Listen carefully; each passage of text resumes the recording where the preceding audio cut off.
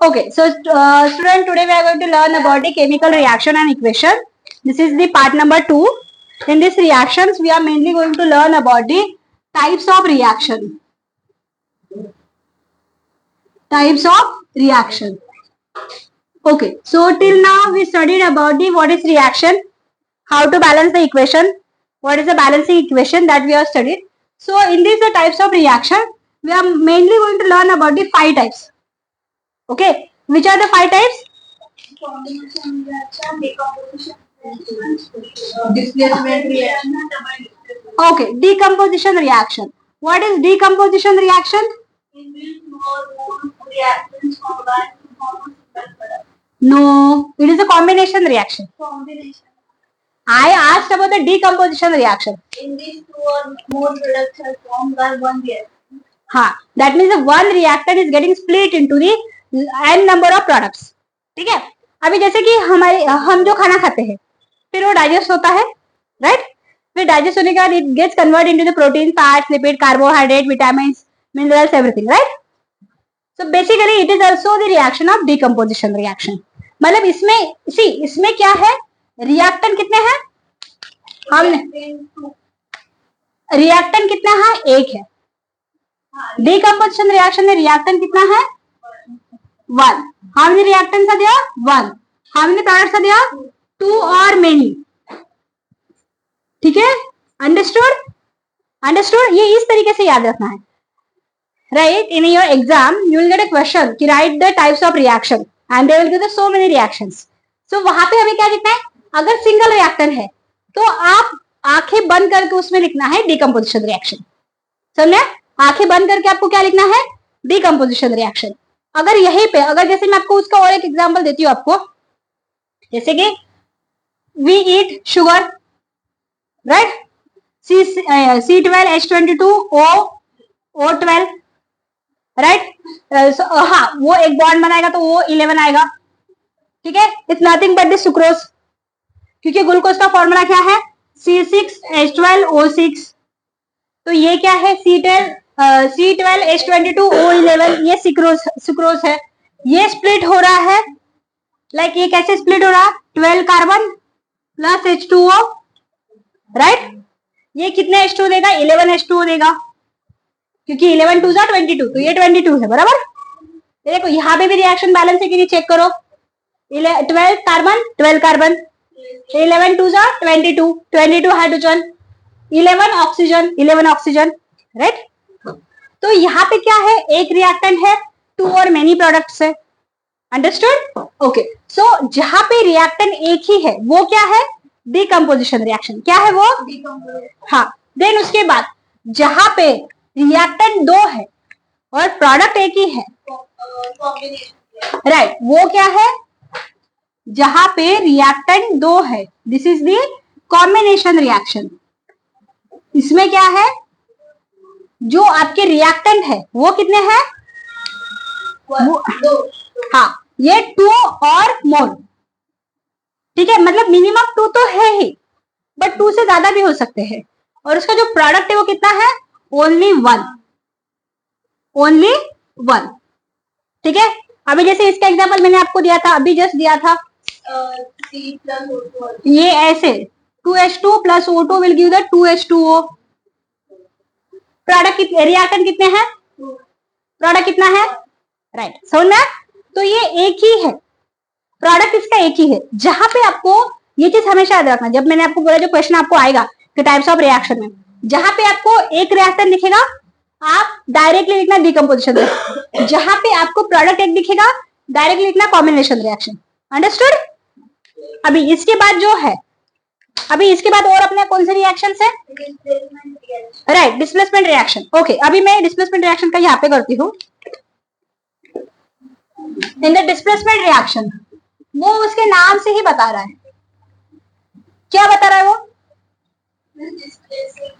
हाँ, मतलब ये कोई तो जो है जो दूसरे को डिस्प्लेस कर रहा है. समझ में? अभी उसके लिए आती है reactivity series. It is the reaction which the other case of the less reactive element compound is taken by another more reactive element by formation of both ions. हाँ, राइट. तो अभी देखो यहाँ पे जैसे ये है, ओके, इसमें हो क्या है, पहले हम लोग देखेंगे रिएक्टिविटी सीरीज, ठीक है, पहले हम देखेंगे reactivity series. In the reactivity series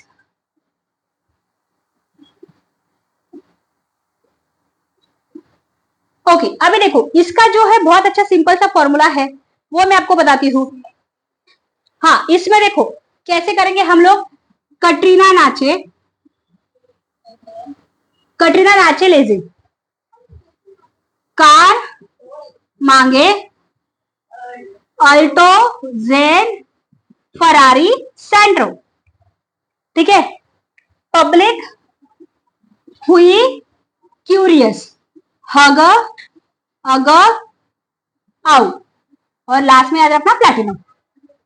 सुनना, अभी देखो Katrina is for K for Na sodium, lithium, calcium, magnesium, aluminium, zinc, iron, tin, lead, हाँ, देन हाइड्रोजन, हाँ, मर्क्यूरी, सिल्वर, गोल्ड, प्लैटिनम। सुनना, अभी देखो इसमें क्या है, ये इतने वाले जो है ये किसके साथ रिएक्ट करते हैं, वाटर के साथ।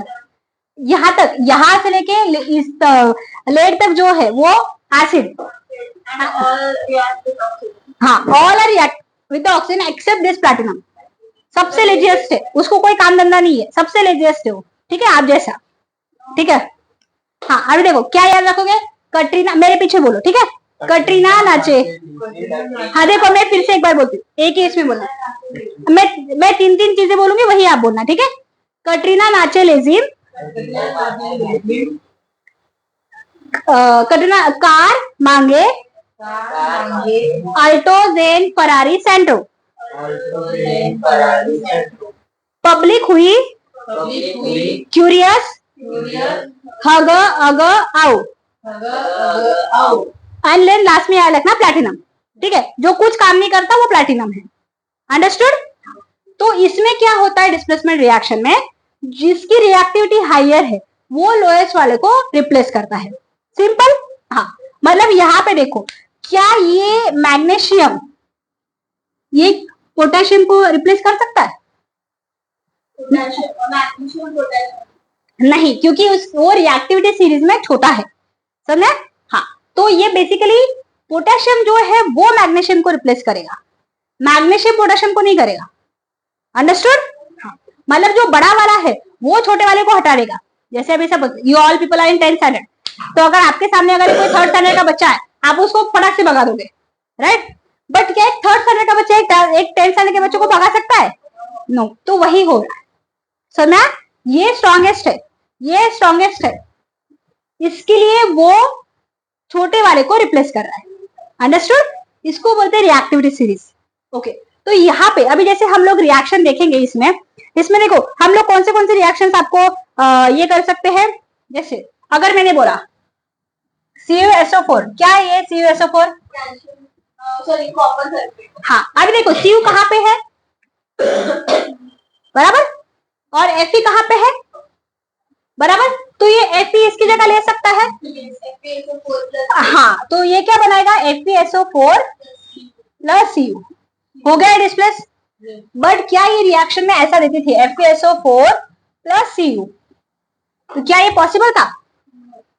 पॉसिबल था ये? नहीं, राइट, क्योंकि Cu नहीं रिप्लेस कर सकता, क्योंकि उसकी रिएक्टिविटी कम है, वो छोटा भाई है, वो बड़ा भाई नहीं है, ठीक है, अंडरस्टूड। तो अभी ये रहा अपना डिस्प्लेसमेंट रिएक्शन। फिर इसके बाद अभी देखो, अभी हमारा कितने रिएक्शन हुए, टाइप्स ऑफ रिएक्शन में 4 हुए। अभी उसके बाद हमें, हाँ, 3 रिएक्शन हुए, राइट। पहले हमने कौन सा किया, फिर कौन सा किया, कॉम्बिनेशन, फिर हमने क्या किया, अभी डिस्प्लेसमेंट में भी एक रिएक्शन, उसका नाम है डबल डिस्प्लेसमेंट। वो डबल डिस्प्लेसमेंट क्या करता है, दोनों एक दूसरे को डिस्प्लेस करते हैं, समझना। अभी कैसे करेंगे वो कैसे करेंगे, आपको पता है कुछ? डबल डिस्प्लेसमेंट रिएक्शन में क्या होगा कि जैसे सपोज अगर मैं एक रिएक्शन लेती हूँ, जैसे मैंने रिएक्शन ली सपोज, मतलब दोनों जिनका इक्वल ही है वो एक दूसरे को रिप्लेस करेंगे। जैसे अभी देखो, अगर मैं Zn लिया और Fe लिया, जैसे suppose I take the Zn SO4, and FeCO3। तो इसमें क्या होगा पता है, ये रिएक्शन में ये बनाएगा FeSO4 प्लस ZnCO3। समझ में आ रहा है? सुनो, कंफ्यूज मत हो। Zn और Fe दोनों ऑलमोस्ट साथ साथ वाले हैं रिएक्टिविटी। मतलब अभी देखो सिंपल सी बात है, आप अगर एक 9th वाले के साथ फाइट करते हो तो आपके चांसेस है कि आप हार जाओगे। मतलब इक्वल चांसेस है ना जीतने के और हारने के, क्योंकि वो भी तो सहेगा नहीं, राइट? हाँ, तो यहाँ पे वही हो रहा है।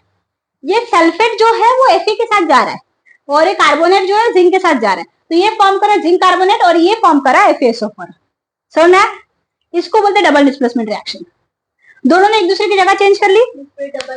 हाँ, इसको बोलते हैं double displacement reaction. Understood? Understood? Okay, so student, thank you so much.